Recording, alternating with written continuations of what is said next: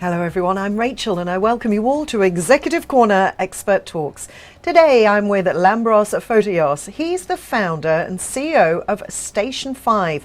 Now Station 5 is a software development company servicing startups and scale-ups across Australia, Europe, the UK, and with offices here in Australia and the Philippines.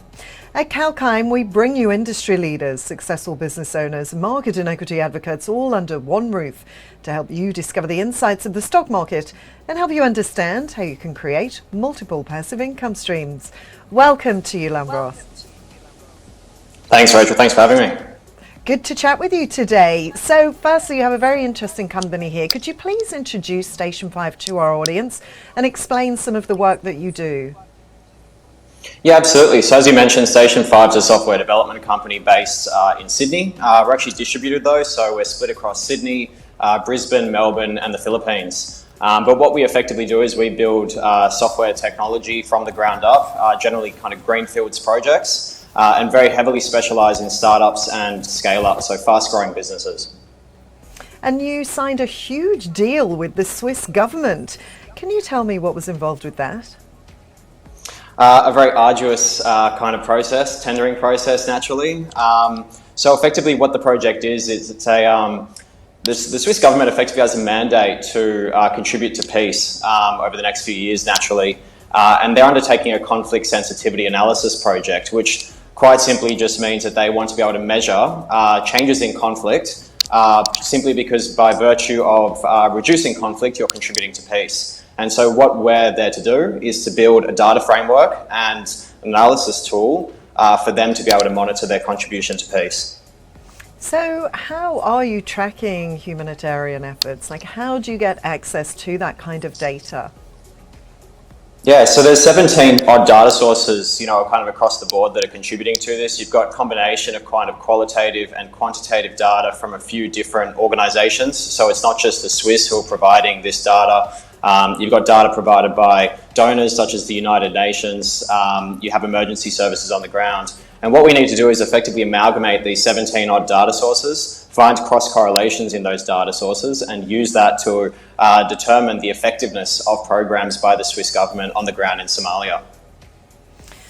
So what is some of the most difficult aspects of collecting this data?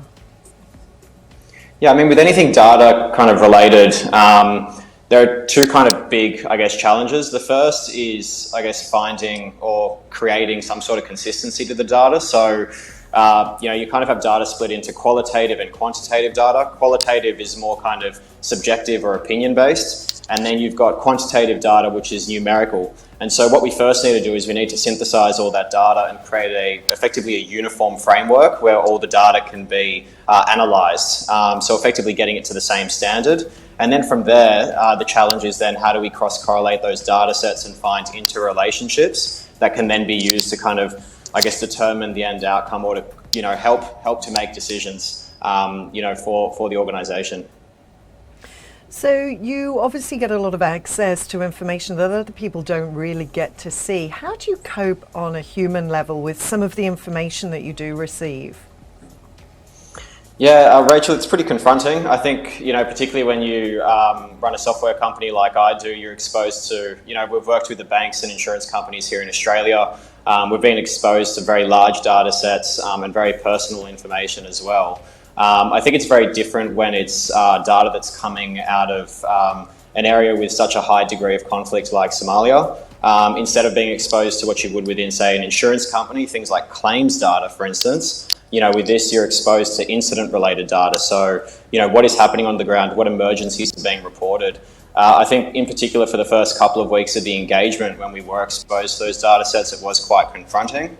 But at the end of the day, you do just have to kind of, acknowledge that you need to, you're brought in as an expert to solve a problem, you need to apply the same methodologies and patterns that you always have and try and desensitize yourself, a little bit just so you can get the job done.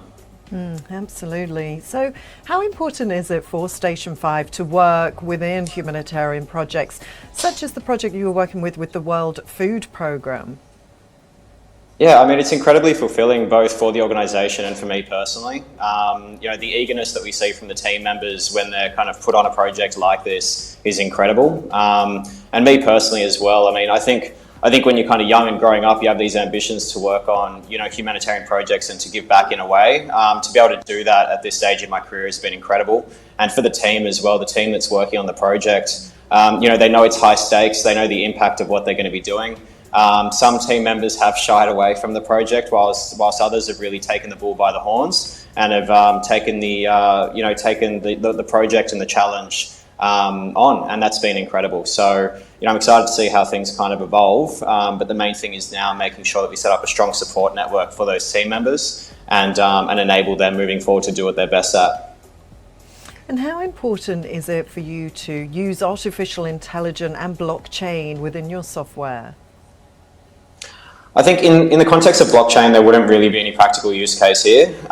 We do, at Station 5, we do a bunch of kind of blockchain work. And as you would know, that's obviously going a bit crazy at the moment with NFTs and everything else. AI though, artificial intelligence, specifically machine learning, natural language processing and the like are critical here. So, I mentioned before we need to take opinion-based data, qualitative data, and synthesize that and find a way to make it to quantify it effectively so we can cross-correlate it with other data sets. That process is really a combination of natural language processing, which is taking kind of human speech and human text and synthesizing that into a quantitative form. And then further to that, it's using machine learning so that we can look at patterns in the way that on an individual level, someone will be reporting what's happening on the ground, and how we can then look to synthesize multiple different opinions or subjective views into a consolidated view that can then be kind of married up with quantitative data sets as well.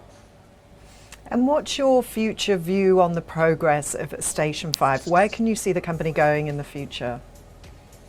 Look, I think, I haven't mentioned this, but I think over the last, 18 or so months, we've grown from, a team that midway through kind of first lockdown here in Australia was stagnant at about 6 or 7 staff. And over the last 15 or 16 months has scaled up to north of 60 staff full-time across all the different offices that we've got. My view is to keep doing what we do, which is to do software development. I don't want to expand into other verticals. I want to stay focused on one vertical, which is software development, and doing it day in, day out and very well. But to do it with more organizations, so service more startups and scale-ups. And now that we've positioned ourselves to also be able to work in the kind of humanitarian lens when the project is run in an agile way, then we'd love to be doing more of that style of work as well. I think as a whole, what we do best is run agile software development, which a lot of companies claim to do but don't do particularly well. And our lens is to work with organizations who are eager to take us on to do that. And you obviously have a foot in many corners of the world. Well, it's been fantastic chatting with you today, Lambros. Thank you so much for your time. Thank you, Rachel. Appreciate it. Thank you. And with that, I will sign off for now. But watch this space for more. Till then, stay apprised and invest wise with Kalkine.